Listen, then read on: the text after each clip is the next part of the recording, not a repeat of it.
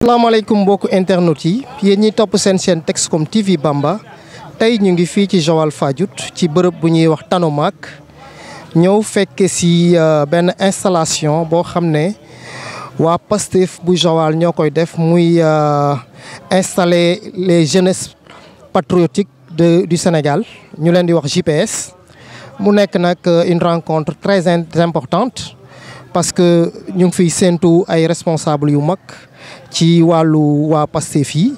ak vraiment toute la jeunesse bi nga xam ne ñoo ànd ak ñoom ñu ngi leen di jaajëfal bu baax bu ngeen ñu toppee di ngeen xam un peu rencontre bi nan lay déroulé woo. di leen di nuyu ku nekk seen tur ak seen sant di leen di jaajëfal ci déplacement bi ngeen def jógee ci jaajëfal bi ñi nga xamante ne jóge nañ fu sori fekk si Joal Fadiouth di ci toftal aussi ñi nga xamante ne tey fii lañ bëgg ci dëkk bi ñu dégg ne ñu ngi installé jeunesse patriotique du Sénégal ñu ne ñoom nañ ko teewee ak lu ci mën a nekk ak lu ci mën ñu ci góobee daal ñu gar ko pour mën koo teewee donc ñuy remercier encore une fois ñi nga xamante ne ñu ngi présenté wu fii ci salle bi. Donc sans plus tarder on va essayer de démarrer la séance vu qu'on a un peu abusé du temps parce que comme ni ma ko waxee rek organisation déjà parfois c'est un peu difficile ak nawet beeg yu demee noonu. Donc comme le coordonnateur ni mu ko suggéré donc il a souhaité que balaa ñoo démarrer dara suñu mënee jóg taxaw ñun ñëpp ñu jéem a chanter l'hymne national du Sénégal.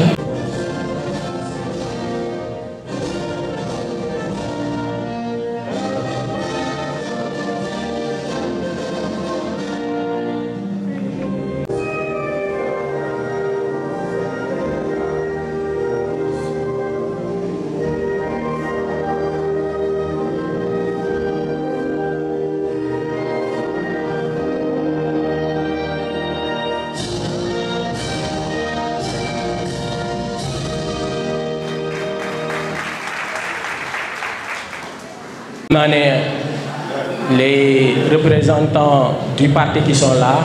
ñu jëlee seeni paroles dinañ ci gën a yokk ay leeral donc pour ne pas guddal ñu jox le coordonnateur bi nga xamante ne moom mooy incarné actuellement mën naa wax Ousmane Sonko fii ci commune bi. Donc on va passer la parole à monsieur Dramé mu souhaiter la bienvenue à la délégation. Merci. Asalaamaaleykum mbooloo mi maa ngi nuyu ku nekk sa tur ak sa sant di rafetlu déjà seen mobilisation bi di remercier les jeunes di leen jaajëfal parce que c'était pas évident mais gis nañ seen liggéey donc di si kontaan di leen jaajëfal di dalal jàmm encore suñu patriotes yi jóge Mbour te coordinateur départemental bi jiite ko muy docteur Dieyté moom moo nekk nii toftal ci Ousmane Sonko Junior moom moo jiite ndaw département bi moom mooy coordinateur JPS département Mbour ñoom Fall n'est-ce pas ñoom Assane chargé de l'organisation Moustapha Ndiaye chargé de la communication bon ñi fi des Augustin administrateur du parti Pafay le financier et Papis docteur kenn du ko présenté le candidat n'est-ce pas de Pastef dans la commune de Joal Fadiouth pour les élections municipales et di remercier aussi ñoom Béa beneen ñeneen ñaa ngi nii ñoom ñëpp bàyyi lépp lu ñu def ñëw pour teewe si tey l'installation de la JPS communale de Joal Fadiouth di leen wax rek comme ñun c'est la famille lu tax owuñ leen man dugguma ci waa JPS ñoo aaye on a laissé tout à la JPS ñu coordonner donc moo tax man dëggu leen ma fen voilà ñun à Joal quand même yàlla may nañu chance boobu et ni ñuy doxee aussi soo xoolee dans cette salle de Fadiouth en passant par Diamaguène Ndouba Ndiong Beleñeem Dougou Sanc 1 2 3 ba Caritas ils sont tous représentés dans cette salle donc machallah et gàcce ngalaama waa JPS Joal Fadiouth et di wax rek bien vrai que cellules yi des na ñu ngi ci koom lu tax aussi du ñuy waa Mbour pour ñuy ñoo teewee suñuy installation cellule pour bañ a déranger ak déplacement yi mais actuellement on est en train de monter des cellules les PV sont là avec moi suñu paree tous les PV seront remontés même demain dimanche il y aura une cellule qui sera montée à Caritas c'est le camarade Sitafa Diatta comme tam mun ngeen koo tàccul bu baax donc xam nañ ne jot amul à Mbour aussi sont trop sollicités n'est-ce pas déplacement Mbour Joal c'est pas facile moo tax ñun aussi bon ñu ne leen grawul nañ ko def rek suñ paree ñu remonter leen les PV donc loolu rek a tax di ne daal Pastef Joal Fadiouth Ngazobil na seen xel dal ici c'est la famille amul man may coordinateur amul kii ku ci am xel bu xalaat bu rafet ñoo teg ko ñu jëfe ko ànd ak ñoom ñu liggéey ko donc jeunes yi dañ leen responsable ci organisation bi ñun mag ñi ñu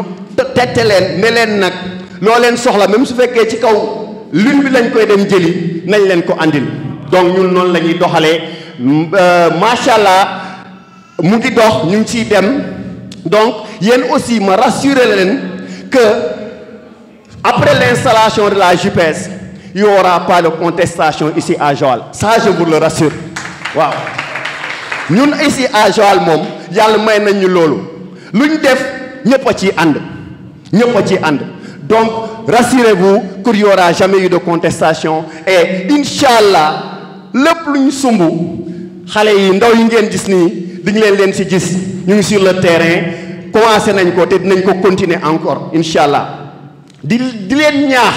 yéen ndaw yi démb wax naa ko ci réunion bi surtout ñu des ba tey demu ñoo inscrire bindu jot na il faut pas rester jusqu'au dernier moment nee nañ leen ñu am carte d'identité surtout les étudiants qui sont là ak ñeneen ñu nekk ci koñ yi ku am carte d'identité ñu bind ci non inscrit ñëwal ci bureau Pa Faye on te donnera le nécessaire mooy njëgu certificat de résidence bi njëgu extrait bi transport bi loolu déjà am nañ challenge bu ñu def lancé au niveau de la commune donc des gens des patriotes ñu ngi parrainer ay 25 gosses 25 jeunes et cetera pour mun leen enrôler ñu dem inscrire ji donc yéen aussi maa ngi leen di ñaax n'attendez pas dès le lundi jóg leen xam ngeen bureau Pa Faye fu mu nekk ngeen dem fa tout est là-bas ngeen dem inscrire ci commission bi mu ngi derrière la boulangerie maana sooy dem géej donc ndënkaane boobu laa leen doon defal di leen jaajëfal di remercier ñoom Abdou Fall ñoom Marou Diagne ñoom Bafodé ñëpp ñu ci jàpp ku lim juum Mati ñëpp maa ngi leen di remercier donc di kontaan bu baax seen mobilisation bi merci encore une fois de plus vive Pastef vive la JPS de Joal Fadiouth Ngazobil jërëjëf. donc pour ñu bañ a tarder de trop kon maa ngi jéem a introduire le coordonnateur monsieur Dieyté le coordonnateur départemental moom aussi mu sànni ci ay kàddu monsieur Dieyté vous avez la parole.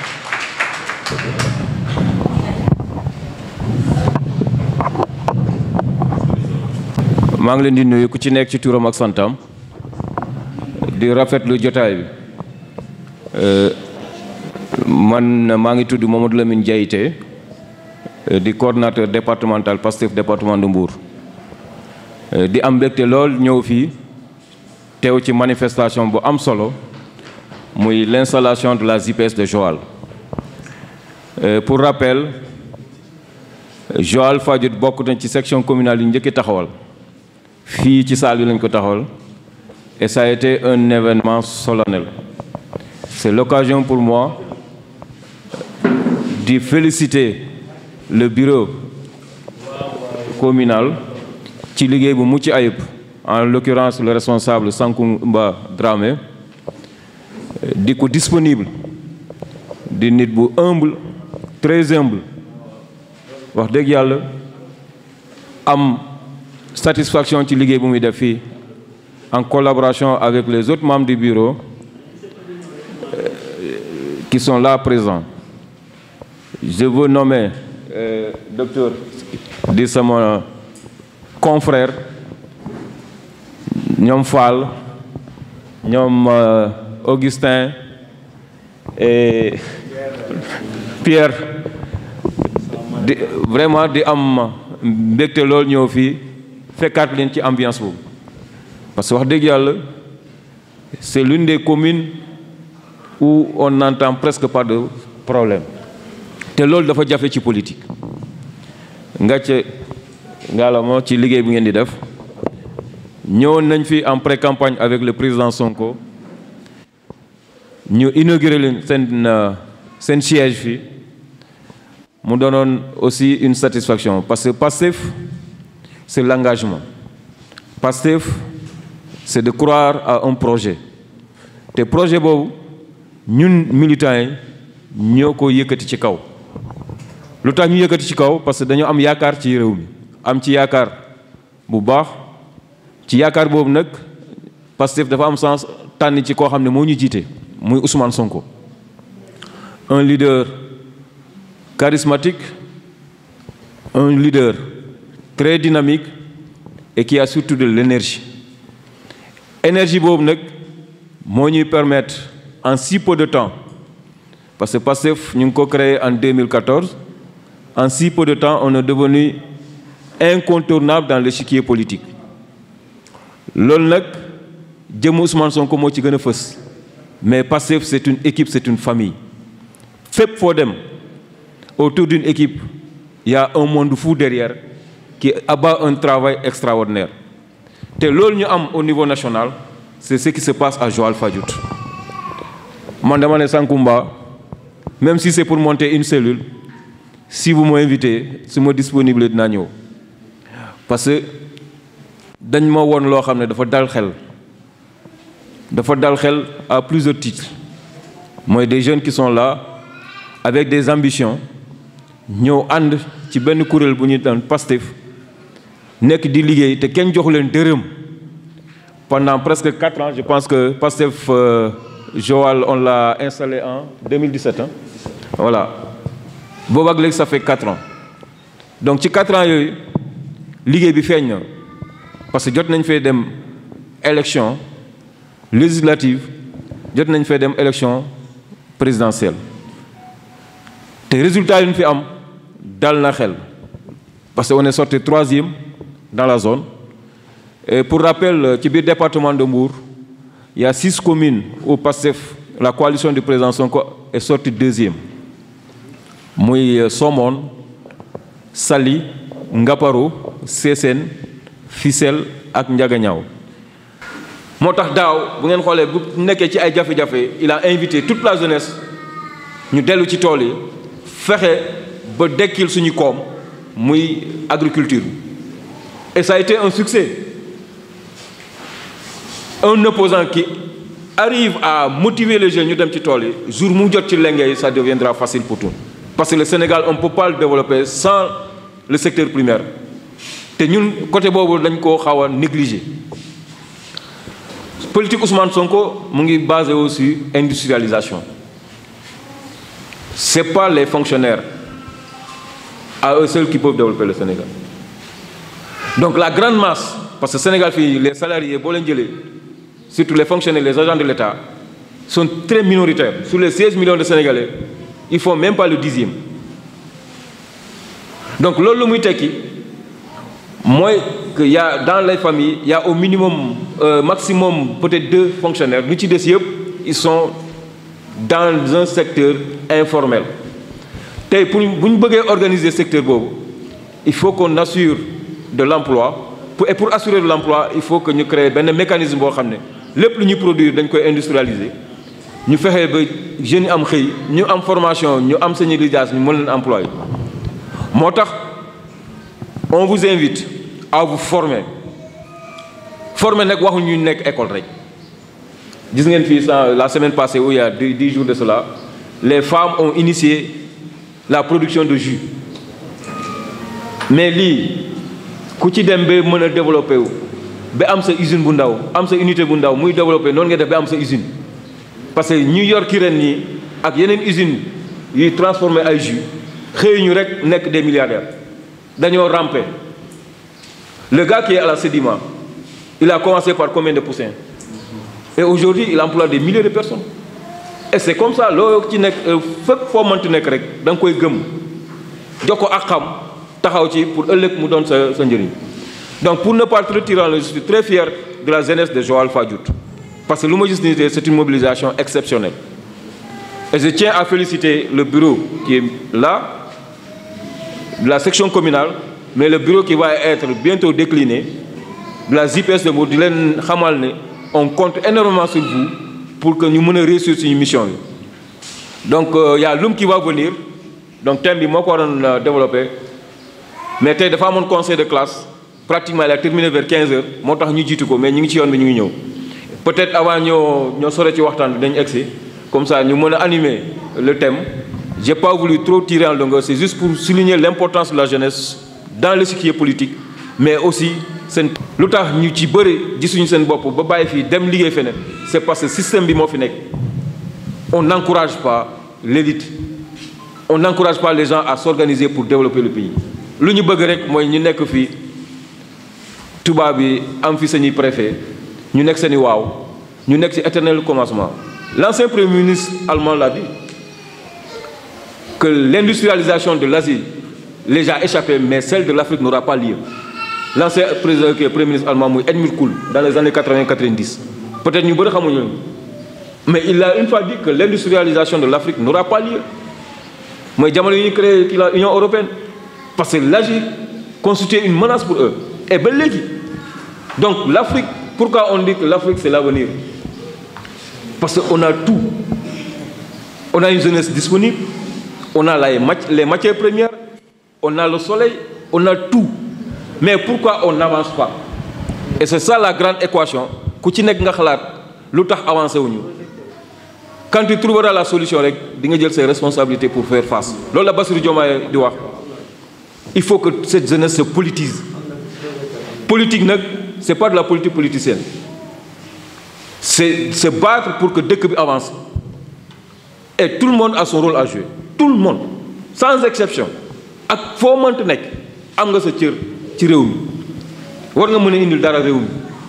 Donc c'est là-bas où on attend cette jeunesse. Et on vous encourage dans cette mission. Et j'en suis sûr, quand on sera aux affaires, on verra un autre visage du Sénégal. Parce que PASTEF est venu pour changer les usages et les visages. Lola amon lu messane ci kaddu di len jajeufal bu baax. Merci beaucoup. Parce qu'on peut donner la parole à M. Ousmane Sonko Junior, le coordonnateur départemental JPS. Donc M. Sonko, comme son nom l'indique, donc on a deux Sonko. On a un Sonko président et un Sonko départemental aussi, qu'on peut dire un président. Donc Monsieur le Président Sonko, vous avez la parole. ku ci nekk si yéen am na gox boo far am na gox boo nekk gox yooyu noonu des fois dañuy soxla ñu dimbale leen ci wàllu sensibilisation wala loo xamante ni mbay la ci ay armère wala feneen ak feneen donc ñu ngi leen di talal loxo ku ci nekk si yéen bu amee projet bu mel noonu nañu présenté ñu ko incha allah ñun waa JPS départemental ak waa JPS Joal dinañ ci def suñu kéemtulaay kattan parce que ñun bëgguñoo xaar ba yore nguur gi door a doxal. dañ bëgg ci opposition bu ñu nekk tey ñu fexe di jëf loo xamante ni askan bi dina ci gis boppam ñun noonu lañ gisee politique te incha allah noonu lañ ko fas yéene doxale ba yàlla jox ñu nguur bu loolu weesoo aussi ñu leen di waat ci maanaam ñu taxaw ci ndëgër laay parce que gis nañ ne nguur gi fi nekk dafa amul volonté politique te aussi dafa am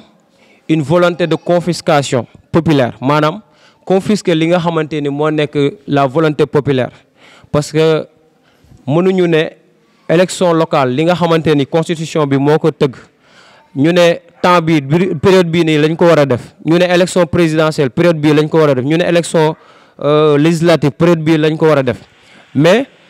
benn groupe de personnes une minorité ñu yore nekk ci kaw nguur gi ne daal ñoom ñoom ñooy viser calendrier bi selon en tout cas nu mu leen arrangé te loolu noonu mënuñ ko continuer en tout cas di ko seetaan ba keroog muy lor suñuy askan parce que loraange bi déjà tàmbale na depuis presque 2019 forcing bi am 2019 jur na ñoom ñu am 58% ci li ñu déclaré mais légalité lañ am mais amuñu légitimité moo waral tey jii nii ku nekk si ñun na en tout cas def ci boppam ne liy changer Sénégal ci ñun lay commencer nekkatul ci nguur gi nga xamante ni moom moo tële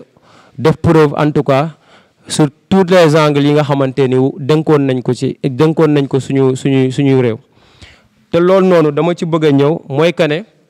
nañ xam ne du yomb parce que man gëmuma ne war nañoo mën a toll foo xamante ni nguur gi ci boppam dina jël calendrier électoral am calendrier républicain mu koy en tout cas modifier nu mu ko arrangé parce que nit ñi sonn nañ tayyi nañ damm nañ dee nañ donc moo tax ñu leen di en tout cas lancer un appel ci perspective yi di ñëw ñu xam ne bu fekkente ne nguur gi nanguwul jouer les règles de la démocratie ñun incha allah dinañ gënaat ci télé bi gënaat ci mbedd yi woon ko carrément que ne ñoom ak seen mbokk yoruñu moomuñu nguur gi foofu noonu laa bëggoon gàttal di leen. salaamaaleykum waa Joal damay tàmbali ci nuyoo gi di nuyu déjà le coordinateur départemental docteur Diaité di ko aussi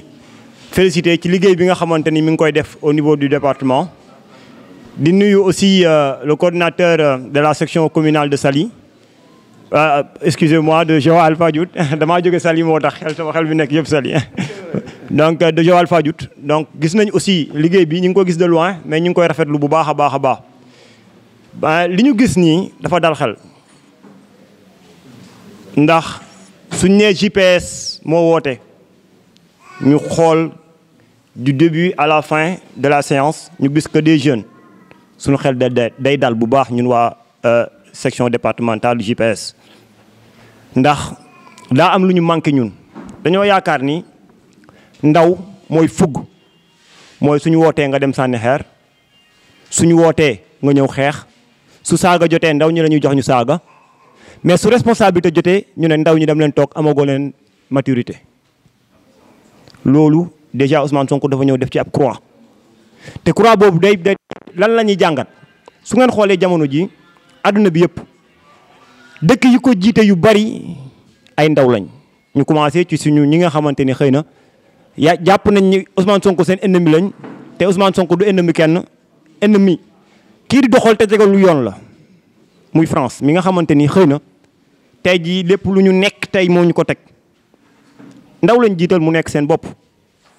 Et dans beaucoup de pays actuellement dans le monde ay ndaw ñoo nekk ci seen bopp réew mi di doxal nag soo waxee Sénégal ñu ne déet xale kat na topp ci ginnaaw mag ñi dëgg la nañ topp ci ginnaaw mag ñi parce que am na expérience mais yan mag ban mag lañ war a topp ci ginnaawam mag bu mel nu ñii ñu toog fii suñu wet ñii mën nañoo topp seen ginnaaw waaye ñi nga xamante ni depuis 1960 ñi ngi fi. di def loo xamante ni xëy na wuute nag ñun suñu bëgg-bëgg ñun population bi dañu ne déet duñ topp seen gannaaw ndax daa am fu ñu bëgg a jëmal suñu dëkk mooy ci benn émergence wala développement d'ici quelques années. te kooku kan moo ko incarné mooy le patriote pas sénégalais mais le patriote panafricain Ousmane Sonko. te loolu ñu wax ko ñu bañ ko wax on n'a pas besoin d'une loupe pour gis ni tey di le leadership africain est mené par Ousmane Sonko qu'on le veuille ou non qu'on le dise ou pas. dama doon faral di wax xaw ma maa ngi koy nettali keroog ñi ma àndal sama liggéey dafa bokk di dem ci yeneen dëkk di interroger ay maire ak yooyu keroog damaa demoon di waxtaan ak benn maire